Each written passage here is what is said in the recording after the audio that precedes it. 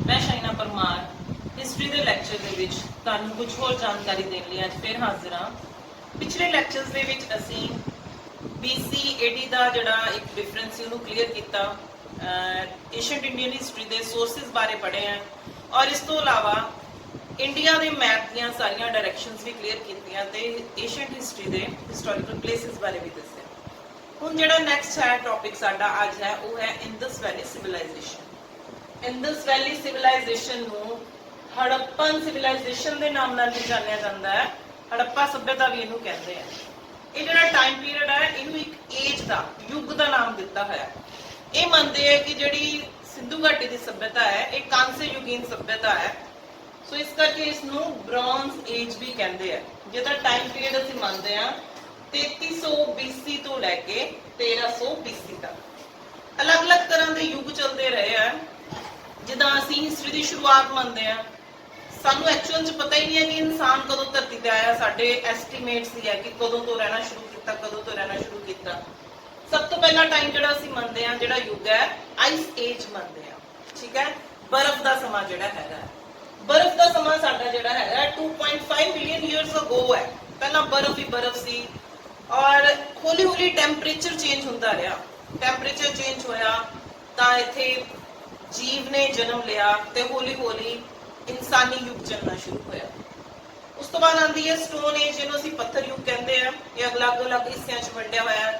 Stone age के उत्ते एक अलग टॉपिक पूरा तैयार किया जा सकता है, क्योंकि हजे असीं सिलेबस के चैप्टर वाइज चल रहे हैं तो स्टोन एज उहदे विच सिलेबस च नहीं है। लेकिन स्टोन एज के उत्ते पूरा एक अलग तो लैक्चर भी तैयार करके मैं जरूर तुहानूं दसूंगी इहदे बारे। स्टोन एज दे विच भी असीं अलग अलग 3 पीरियड पढ़ते हैं। स्टोन एज का जिहड़ा लास्ट टाइम जदों आंदा है उस वेले तांबे की खोज हो चुकी सी। उस टाइम नूं कहंदे आ कॉपर एंड स्टोन एज। ऐदा दी गल नहीं है कि स्टोन एज अलग चली है ते ब्रॉन्ज एज अलग चली है। ये सारा टाइम पीरियड जिहड़ा है स्टोन एज तो बहुत पुराने समय तो शुरू हो गया, लेकिन जो अगे वधे गए तो जो कॉपर एज पहुंची सेम टाइम ते उस दौरान ब्रॉन्ज एज भी चल रही है, सेम टाइम पे स्टोन एंड कॉपर एज भी चल रही है। सो लंबे समय तो चलते आ रहे ये अलग अलग एजिज नूं असीं अलग अलग एरिया वाइज भी पढ़िया है। ठीक है, और जदों तक सिंधु घाटी की सभ्यता की खोज ही नहीं हुई सी उदों तक असीं स्टोन एज तो बाद सीधा आर्यो एज पढ़ते सी, जिन्हों असीं वैदिक एज कहते हैं। लेकिन फिर सिंधु घाटी की सभ्यता की खोज हुई, फिर उस तो बाद असीं आर्य सभ्यता नूं जिहड़ा वैदिक युग है उहनूं सिंधु घाटी तो बाद पढ़ना शुरू किया, जबकि असीं इहनूं पहलां तो पढ़ते सी। ठीक है, सो इहनूं लौह युग भी कहते हैं, लोहे का युग, आयरन एज 1200 BC तो लैके 600 BC तक का। इस दौरान सिर्फ असीं ये नहीं कह सकते कि ये सिर्फ वेद लिखे गए हैं। हर एक चीज़ की डिवेलपमेंट जिहड़ी है असीं उहनूं उदों तो मनना शुरू कर दिंदे हैं। घट्टो घट्ट भी असीं 3300 BC तो मानना शुरू करते हैं कि डिवेलपमेंट होनी शुरू हो गई और इत्थे तक पहुंचते 600 BC तक भारत का नक्शा ही पलट चुका सीगा। इन्ना कुछ डिवेलप हो चुका सीगा जिहदा बारे सानूं भारत के इतिहास जिहड़े लिखे गए, लिटरेचर जिहड़ा लिखा गया है उतों हौली हौली सानूं जानकारी मिलती है। ठीक है, हुण असीं अगे पढ़न लगे हैं सिंधु घाटी की सभ्यता बारे। हड़प्पा सभ्यता या इंदस वैली सिविलाइजेशन दोनों नामां दे नाल असीं इहनूं जान सकते हैं, लेकिन फर्क की है? शुरुआत किद्दां होई? वैसे तो जिहड़ी शुरुआत असीं सही मायने च 1921 नूं मनदे हैं, लेकिन ये मन्निया जाता है कि 1856 विच जॉन ब्रंटन जिहड़ा है वो रेलवे लाइन बिछा रहा सी कराची तो लैके लाहौर तक। उस दौरान कुछ इट्टां मिलियां हड़प्पा नामक स्थान पे। वो इट्टां बहुत पुरानियां लगियां, लेकिन शायद उस वेले आर्कोलॉजिकल डिपार्टमेंट ने बॉदर नहीं किया, खुदाई तेज नहीं की, तो शायद सानूं सिंधु घाटी की सभ्यता 1856 च मिल जाती। फिर भी उस तो बाद 1873 दे विच कनिंघम ने भी मोहनजोदड़ो के दौरान उत्थे कुछ सील मिली, मोर मिली, उतों भी इस चीज नूं क्लीयर किया गया कि किसी सभ्यता नाल रिलेटेड है। पर फिर भी शायद उस दौरान खुदाई इन्नी तेजी नाल नहीं की गई कि पता लग सकता कि ये किहड़ी सभ्यता है।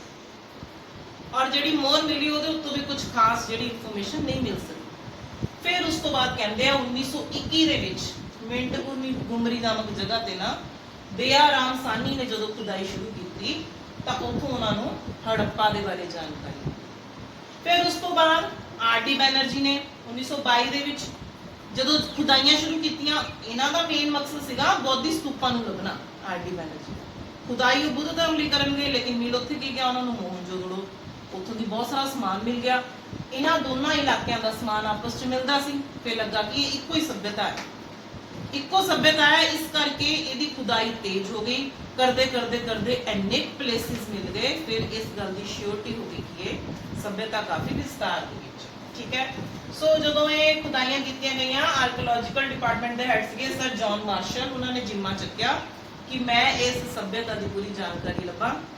ਔਰ ਫਿਰ ਇਸ ਸੱਭਿਅਤਾ ਦੇ 300 ਤੋਂ ਵੀ ਵੱਧ ਕੇਂਦਰ ਲੱਭ ਗਏ। ਹਜੇ ਤੱਕ ਵੀ ਸਾਡੇ ਕੋਲ ਸਿੰਧੂ ਘਾਟੀ ਦੀ ਸੱਭਿਅਤਾ ਦੇ ਕੇਂਦਰ ਜਿਹੜੇ ਸਾਨੂੰ ਮਿਲੀ ਜਾ ਰਹੇ ਆ, ਲੇਟੈਸਟ ਵੀ ਆਈ ਜਾ ਰਹੇ ਆ। ਠੀਕ ਹੈ, ਸੋ ਪਹਿਲਾਂ ਸਿਰਫ ਕੁਝ ਇਲਾਕੇ ਮਿਲੇ ਜਿਹੜੇ ਨੇੜੇ ਨੇੜੇ ਸੀ, ਇਸ ਕਰਕੇ ਇਹਨੂੰ ਹੜੱਪਾ ਦੀ ਸੱਭਿਅਤਾ ਕਹਿਣ ਲੱਗ ਪਏ।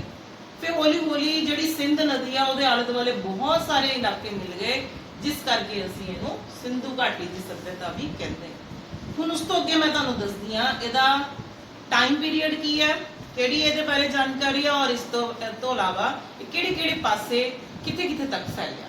ਠੀਕ ਹੈ, ਠੀਕ ਹੈ, ਹੁਣ ਤੁਹਾਨੂੰ ਇਹ ਪਤਾ ਲੱਗ ਗਿਆ ਕਿ ਸਿੰਧੂ ਘਾਟੀ ਦੇ ਕਿਹੜੇ ਕਿਹੜੇ ਸੱਭਿਅਤਾ ਦੇ ਕੀ ਨਾਮ ਹੈ। ਠੀਕ ਹੈ, ਔਰ ਇਹਦੀ ਖੁਦਾਈ ਕਦੋਂ ਸ਼ੁਰੂ ਹੋਈ। ਜਿੱਦਾਂ ਜਿੱਦਾਂ ਅਸੀਂ ਐਕਸਟੈਂਡ ਪੜਾਂਗੇ ਨਾ, ਕੱਲੇ ਇੱਕ ਇੱਕ ਪਲੇਸ ਨੂੰ ਅਸੀਂ ਪੜਾਂਗੇ ਕਿ ਇਹਨੂੰ ਕਿਹਨੇ ਖੋਜਿਆ ਸੀਗਾ ਤੇ ਉਹਦੇ ਵਿਅਕਤੀ ਦਾ ਨਾਮ ਕੀ ਸੀ, ਉਹਦਾ ਟਾਈਮ ਕੀ ਸੀਗਾ। ਹੁਣ ਜਿਹੜਾ ਅੱਗੇ ਅਸੀਂ ਪੜਨਾ ਵੈਰੀ ਇੰਪੋਰਟੈਂਟ ਕੀ ਹੈ, ਉਹ ਹੈ ਇਹਦਾ ਟਾਈਮ ਪੀਰੀਅਡ ਕੀ ਹੈ। ਹਾਲਾਂਕਿ ਇਹਦੇ ਵਿੱਚ ਅਸੀਂ ਸਿੱਧਾ ਵੀ ਯਾਦ ਕਰ ਸਕਦੇ ਕਿ ਇਹਦਾ ਇੱਕ ਟਾਈਮ ਪੀਰੀਅਡ ਹੈ ਮੰਨਿਆ ਜਾਂਦਾ ਹੈ, ਪਰ ਅਸੀਂ ਫਿਰ ਵੀ ਅਲੱਗ-ਅਲੱਗ ਜਿਹੜੇ ਸਾਡੇ ਇਤਿਹਾਸਕਾਰ ਹੈ, ਹਿਸਟੋਰੀਅਨਸ ਹੈ, ਉਹਨਾਂ ਦਾ ਅਸੀਂ ਜ਼ਰੂਰ ਪੜਾਂਗੇ ਕਿ ਉਹ ਕੀ ਕਹਿੰਦੇ ਕਿ ਇਹਦਾ ਟਾਈਮ ਪੀਰੀਅਡ ਕੀ ਹੈ। ਟਾਈਮ ਪੀਰੀਅਡ ਪੜਨਾ ਕਿਉਂ ਜ਼ਰੂਰੀ, ਤਾਂ ਕਿ ਸਾਨੂੰ ਪਤਾ ਲੱਗ ਸਕੇ ਕਿ ਇਹ ਸੱਭਿਅਤਾ ਕਿੰਨੇ 100 ਸਾਲ ਪੁਰਾਣੀ ਹੈ। ਠੀਕ ਹੈ, ਹੁਣ ਜੇ ਅਸੀਂ ਇਹਨੂੰ ਮੰਨ ਲਈਏ ਕਿ ਇਹ 2200 ਦੇ ਸਮੇਂ ਦੀ BC ਦੀ ਸੱਭਿਅਤਾ ਹੈ, ਤੇ ਅੱਜ ਅਸੀਂ 2000 ਦੇ ਵਿੱਚ ਹੈਗੇ ਆ, ਤਾਂ ਮਤਲਬ ਕਿ ਇਹ ਕਿੰਨੇ ਸਾਲ ਪੁਰਾਣੀ ਹੋ ਗਈ, 4000 ਸਾਲ ਪੁਰਾਣੀ ਸੱਭਿਅਤਾ ਹੋ ਗਈ। ਐਦਾਂ 4000 ਸਾਲ ਪਹਿਲਾਂ ਕੀ ਸੀਗਾ, ਕੀ ਨਹੀਂ ਸੀਗਾ, ਹੈਰਾਨੀ ਹੋਊਗੀ ਤੁਹਾਨੂੰ ਜਦੋਂ ਤੁਸੀਂ ਇਹਦੀ ਨਗਰ ਯੋਜਨਾ ਬਾਰੇ ਪੜ੍ਹੋਗੇ। ਤਾਂ ਹੁਣ ਅਸੀਂ ਟਾਈਮ ਪੀਰੀਅਡ ਪੜ੍ਹਦੇ ਹਾਂ। ਸਰ ਜੌਨ ਮਾਰਸ਼ਲ, ਮੈਂ ਤੁਹਾਨੂੰ ਦੱਸਿਆ ਕਿ ਸਰ ਜੌਨ ਮਾਰਸ਼ਲ ਨੇ ਜਿਹੜਾ ਟਾਈਮ ਪੀਰੀਅਡ ਕੱਢਿਆ ਨਾ, ਉਹ ਹੈ 4000 BC ਤੋਂ ਲੈ ਕੇ 2500 BC ਤੱਕ। ਠੀਕ ਹੈ, CL ਫਾਬਰੀ ਨੇ ਕਿਹਾ ਹੈ 2800 BC ਤੋਂ ਲੈ ਕੇ 1700 BC ਤੱਕ। ਠੀਕ ਹੈ, ਹੁਣ ਦੇਖੋ ਉਹਨਾਂ ਨੇ ਤਾਂ ਕਾਫੀ ਜ਼ਿਆਦਾ ਗੈਪ ਦੇ ਦਿੱਤਾ, ਇਸ ਕਰਕੇ ਦੋਨਾਂ ਦੇ ਵਿੱਚ ਡਾਊਟ ਆ ਜਾਂਦਾ ਕਿ ਸਹੀ ਕੌਣ ਬੋਲ ਰਿਹਾ। ਲੇਕਿਨ ਅੱਗੇ ਅਸੀਂ ਫਿਰ ਚੱਲਦੇ ਹਾਂ। ਸਰ ਨਾਰਟਨ ਮਿਲਰ ਕਹਿੰਦੇ ਆ ਕਿ 2500 ਤੋਂ ਲੈ ਕੇ 1700 BC ਤੱਕ ਦਾ ਟਾਈਮ ਹੈ, ਥੋੜਾ ਆਪਸ ਚ ਮਿਲਦਾ ਜੁਲਦਾ ਲੱਗਦਾ ਹੈ। ਡਾਕਟਰ RK ਮੁਖਰਜੀ ਕਹਿੰਦੇ ਆ 3250 ਤੋਂ ਲੈ ਕੇ 2750 BC ਤੱਕ ਦਾ ਟਾਈਮ ਹੈ, ਤਾਂ ਇਹ ਵੀ ਥੋੜਾ ਨੇੜੇ ਤੇੜੇ ਦਾ ਲੱਗਦਾ ਹੈ, ਲੇਕਿਨ ਹੈਗਾ ਕਾਫੀ ਜ਼ਿਆਦਾ ਫਰਕ ਇਹਨਾਂ ਦੇ ਵਿੱਚ। ਅਸੀਂ ਇਹਨੂੰ ਤੇ ਇਹਨੂੰ ਥੋੜਾ ਆਪਸ ਚ ਕੰਪੇਅਰ ਕਰ ਸਕਦੇ ਹਾਂ। ਸੋ ਇਹ ਦੋ ਅਲੱਗ ਵਿਚਾਰ ਹੋ ਜਾਂਦੇ ਆ, ਦੋ ਅਲੱਗ ਵਿਚਾਰ ਹੋ ਜਾਂਦੇ ਆ। ਫਿਰ ਸਾਡੇ ਕੋਲ ਕਿਹੜਾ ਤਰੀਕਾ ਬਚਦਾ ਹੈ ਕਿ ਅਸੀਂ ਲੱਭ ਸਕੀਏ ਕਿ ਇਹ ਕਦੋਂ ਦੀ ਸੱਭਿਅਤਾ ਹੈ। ਫਿਰ ਸਾਡੇ ਕੋਲ ਇੱਕ ਬਚਦਾ ਵਿਚਾਰ ਉਹ ਹੈ ਰੇਡੀਓ ਕਾਰਬਨੋਲੋਜੀ। ਠੀਕ ਹੈ, ਜਿਹੜਾ ਰੇਡੀਓ ਕਾਰਬਨ ਦਾ ਜਿਹੜਾ ਆਈਸੋਟੋਪ ਹੈ C14 ਕਾਰਬਨ ਹੈ। ਠੀਕ ਹੈ, ਜਿਹਦੇ ਨਾਲ ਚੈਕਿੰਗ ਕੀਤੀ ਜਾਂਦੀ ਕਿ ਚੀਜ਼ ਕਿੰਨੀ ਪੁਰਾਣੀ ਹੈ, ਉਹਦੇ ਤਰੀਕੇ ਦੇ ਨਾਲ ਉਹਨੂੰ ਅਸੀਂ ਰੇਡੀਓ ਕਾਰਬਨੋਲੋਜੀ ਕਹਿੰਦੇ ਹਾਂ।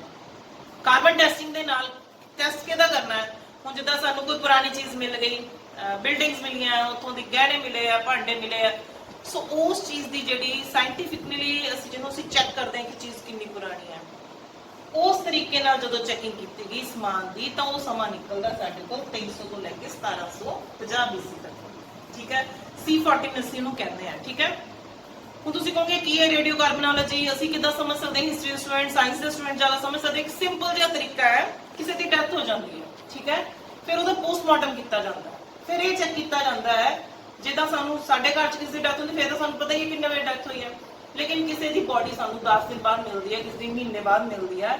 ਫਿਰ ਉਹਦੀ ਜਦੋਂ ਚੈਕਿੰਗ ਕੀਤੀ ਜਾਂਦੀ ਹੈ, ਫੋਰੈਂਸਿਕ ਲੈਬ ਚੈੱਕ ਕਰਦੀ ਹੈ, ਪੋਸਟਮਾਰਟਮ ਟੀਮ ਤਿਆਰ ਕੀਤੀ ਜਾਂਦੀ ਹੈ ਵੀ ਆਖਿਰਕਾਰ ਇਹਦੀ ਡੈਥ ਕਦੋਂ ਹੋਈ, ਕਿੰਨੇ ਵਜੇ ਹੋਈ, ਕਿੱਦਾਂ ਹੋਈ। ਇਹ ਸਾਰਾ ਕੁਝ ਜਿਹੜੀ ਟੈਕਨੋਲੋਜੀ ਦੇ ਨਾਲ ਸਾਡੇ ਸਾਹਮਣੇ ਆਉਂਦਾ ਹੈ, ਉਹ ਇੱਕ ਸਾਇੰਸ ਹੈ। ਐਦਾਂ ਹੀ ਇਹ ਇੰਨੀਆਂ ਹਜ਼ਾਰਾਂ ਸਾਲ ਪੁਰਾਣੀਆਂ ਚੀਜ਼ਾਂ ਨੂੰ ਜਦੋਂ ਇਹ C14 ਦੇ ਨਾਲ ਚੈੱਕ ਕੀਤਾ ਜਾਂਦਾ ਹੈ ਕਿ ਕਿੰਨੀ ਪੁਰਾਣੀ ਹੈ, ਫਿਰ ਸਾਡੇ ਕੋਲ ਸਹੀ ਟਾਈਮ ਆ ਜਾਂਦਾ ਹੈ। ਤਾਂ ਐਦਾਂ ਹੀ ਸਾਡੇ ਕੋਲ ਜੇ ਕਿਸੇ ਦੀ ਡੈਥ ਦਾ ਸਹੀ ਟਾਈਮ ਆ ਸਕਦਾ ਹੈ ਔਰ ਅਸੀਂ ਉੱਤੇ 100% ਸ਼ੋਰਟੀ ਕਰ ਸਕਦੇ ਹਾਂ, ਫਿਰ ਇਟ ਮੀਨਸ ਕਿ ਅਸੀਂ ਇਸ ਰੇਡੀਓ ਕਾਰਬਨੋਲੋਜੀ ਤੇ ਵੀ ਭਰੋਸਾ ਕਰ ਸਕਦੇ ਹਾਂ ਕਿ ਇਹਨਾਂ ਨੇ ਸਹੀ ਟੈਸਟਿੰਗ ਕੀਤੀ ਹੈ। ਸੋ ਜਦੋਂ ਬਹੁਤ ਸਾਰੇ ਇਤਿਹਾਸਕਾਰ, ਇਹਨਾਂ ਤੋਂ ਇਲਾਵਾ ਜਿਹੜੇ ਹੋਰ ਇਤਿਹਾਸਕਾਰ ਆ, ਮੈਕਸਿਮਮ ਇਹ ਕਹਿੰਦੇ ਆ ਕਿ ਸਿੰਧੂ ਘਾਟੀ ਦੀ ਸੱਭਿਅਤਾ ਦਾ ਸਮਾਂ ਕਿੰਨਾ ਹੈ, 2250 ਤੋਂ ਲੈ ਕੇ 1750 ਤੱਕ। ਸੋ ਅਸੀਂ ਇਹਨੂੰ ਜ਼ਿਆਦਾ ਰਿਲਾਇਬਲ ਸਮਝ ਲੈਂਦੇ ਹਾਂ। ਸੋ ਅਸੀਂ ਇਹ ਸਮਝਾਂਗੇ ਕਿ 2250 ਦੇ ਵਿੱਚ ਇਹ ਸੱਭਿਅਤਾ ਸ਼ੁਰੂ ਹੋਈ, 1750 ਦੇ ਵਿੱਚ ਇਹ ਖਤਮ ਹੋ ਗਈ ਔਰ ਇੰਨੇ ਟਾਈਮ ਦੇ ਵਿੱਚ ਸਭਿਅਤਾ 'ਚ ਬਹੁਤ ਜ਼ਿਆਦਾ ਤਰੱਕੀ ਵੀ ਹੋਈ। ਹੌਲੀ ਹੌਲੀ ਇਹਦੇ ਵਿੱਚ ਪਤਨ ਵੀ ਆਉਣਾ ਸ਼ੁਰੂ ਹੋਇਆ, ਡਿਕਲਾਈਨ ਹੋਇਆ ਔਰ ਫਿਰ ਇਹ ਸਭਿਅਤਾ ਖਤਮ ਹੋ ਗਈ। ਠੀਕ ਹੈ, ਇਹ ਹੈ ਇਹਦਾ ਟਾਈਮ। ਅੱਗੇ ਅਸੀਂ ਹੋਰ ਪੜਾਂਗੇ।